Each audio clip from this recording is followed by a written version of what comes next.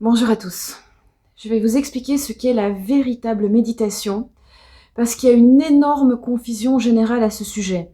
C'est-à-dire que les gens sont persuadés de savoir ce qu'est la méditation, et en réalité, ils confondent le moyen pour y arriver avec ce qu'est réellement la méditation.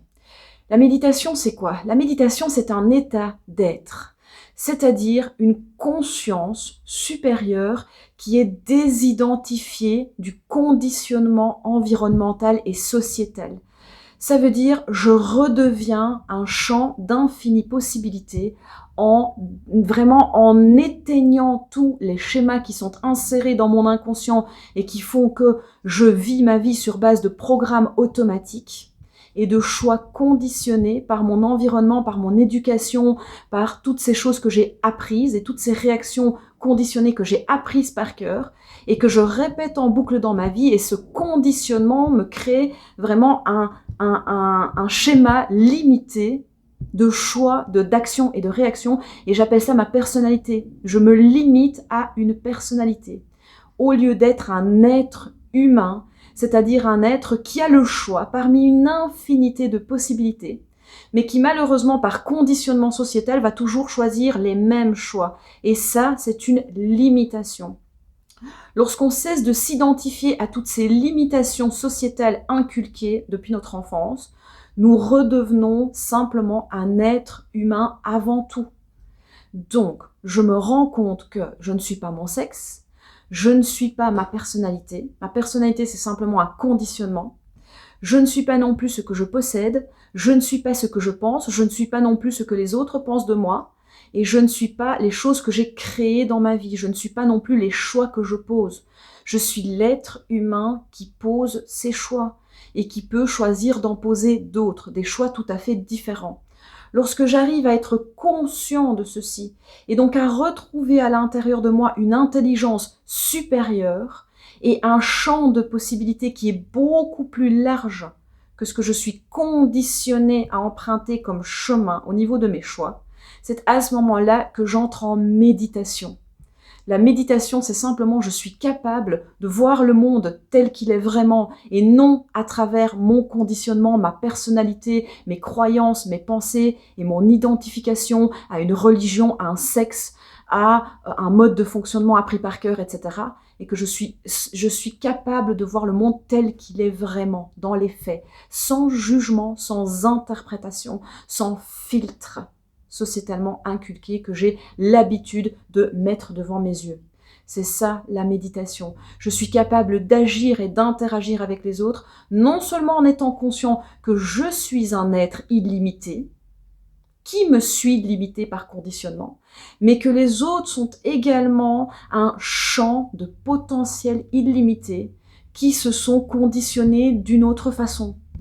Et si j'arrive à vivre ma vie à partir de cette conscience-là, et de pas simplement le savoir parce que je l'ai lu dans les bouquins, parce que j'ai étudié les lois spirituelles ou la physique quantique, mais de le ressentir en moi.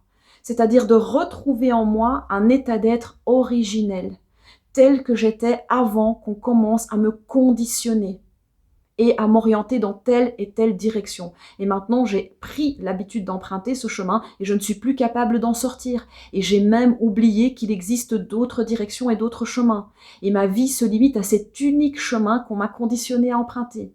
Et ce chemin-là tourne en boucle. C'est comme un cheval à qui on a mis des œillères depuis tout petit. Depuis enfant, on nous a mis des œillères et on nous a conditionné à tourner en rond dans un manège.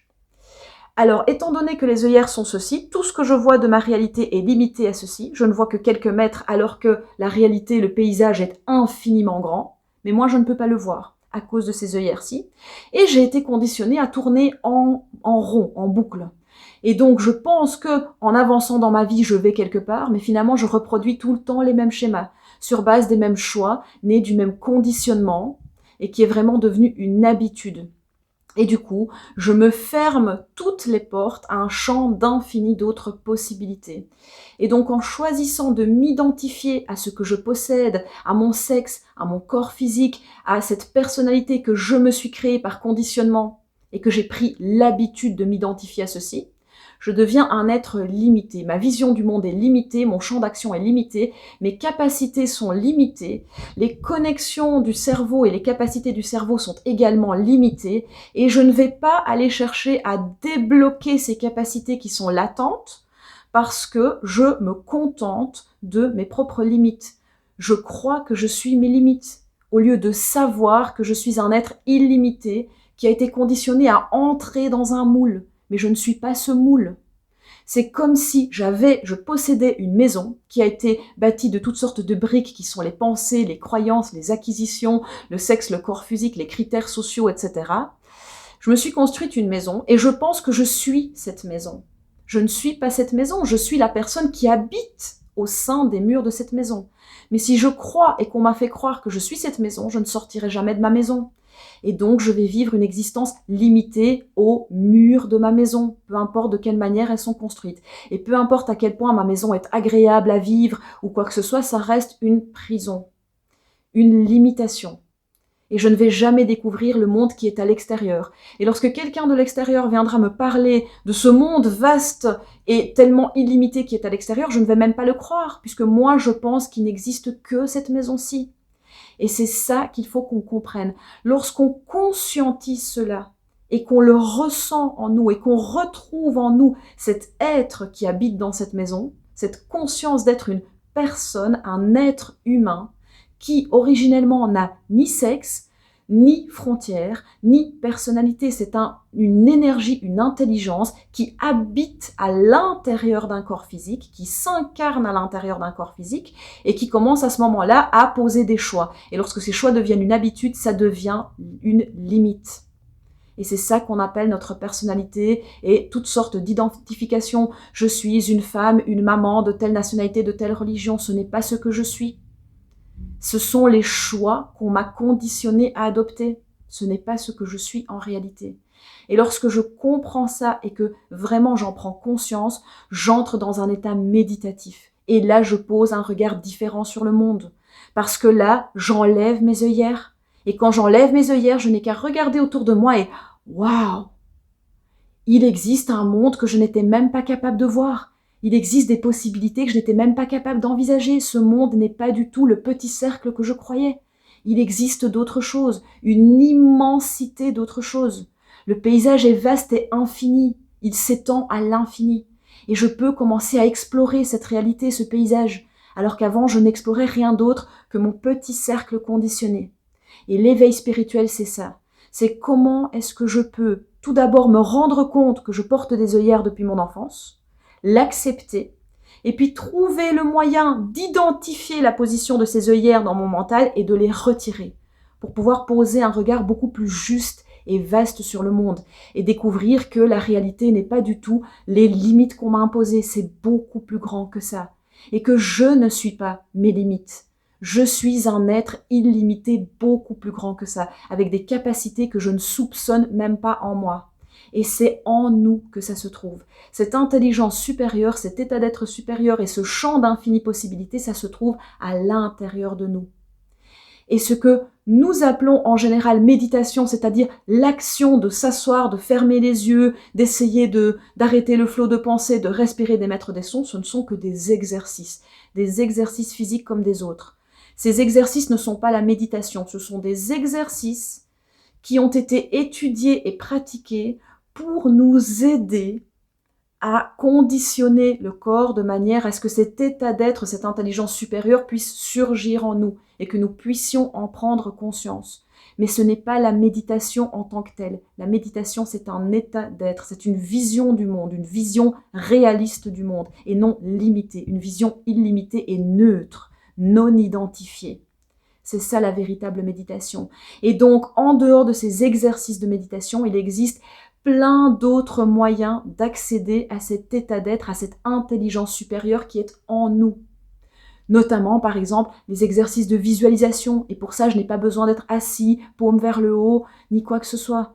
Il y a les exercices qui visent les émotions. Comment produire en moi des émotions positives, des émotions d'amour, des émotions illimitées, pour faire tomber ce schéma inconscient, désactiver mon programme inconscient pour que ces œillères tombent et que je puisse voir la réalité telle qu'il est vraiment. Et c'est ça, vraiment, l'éveil spirituel, c'est ça. Et il existe une infinité de moyens de le faire. Vous n'êtes pas obligé de méditer comme ceci. Il y a également, par exemple, les exercices d'écriture, les affirmations positives. Il y a tout simplement la recherche de la compréhension de cette réalité. Vous allez commencer à comprendre tout simplement que vous n'êtes pas votre corps, votre possession, votre personnalité. Et une fois que ça, vous allez vraiment le saisir et en prendre conscience, automatiquement l'état de méditation va apparaître, sans même que vous ne soyez peut-être jamais passé par un exercice de méditation. Donc ne confondons pas l'exercice qui est un moyen, un chemin pour arriver à une destination avec la destination elle-même.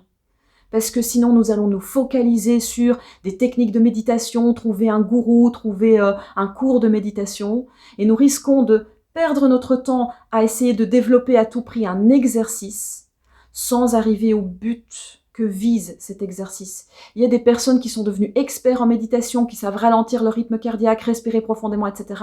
Mais ces personnes ne se sont toujours pas désidentifiées de leur personnalité, ne se sont toujours pas désidentifiées de leur ego, de leur possession, de leur sexe, et n'ont pas retrouvé cet état d'être illimité. À ce moment-là, ça reste des experts dans un exercice. Mais ce ne sont pas des êtres éveillés. Si je suis un être éveillé, mon état d'esprit a changé. Je vois le monde autrement. Et donc, je vais choisir consciemment comment je vais agir dans ce monde, qui je choisis d'être dans ce monde, et comment je vais réagir. Et une fois que j'ai pris possession de la maîtrise de moi-même et la maîtrise des lois de cette dimension, c'est à ce moment-là que je deviens un être éveillé. Donc, ne faites pas une obsession sur les exercices. Moi, par exemple, je n'ai jamais réussi un exercice méditatif assise comme conventionnel. Et pourtant, j'ai atteint un état transcendantal plusieurs fois. Et j'ai atteint cette conscience supérieure, cette intelligence supérieure en moi. J'ai travaillé sur le détachement, la désidentification. C'est ça que vous devez viser. Comment est-ce que je peux arriver à cesser de croire que je suis uniquement ma personnalité, uniquement mon sexe, uniquement mon rôle sociétal, etc. Et à retrouver en moi cet état d'être illimité, d'être une énergie qui habite un corps, une intelligence pure, une conscience pure, qui a vraiment des capacités illimitées.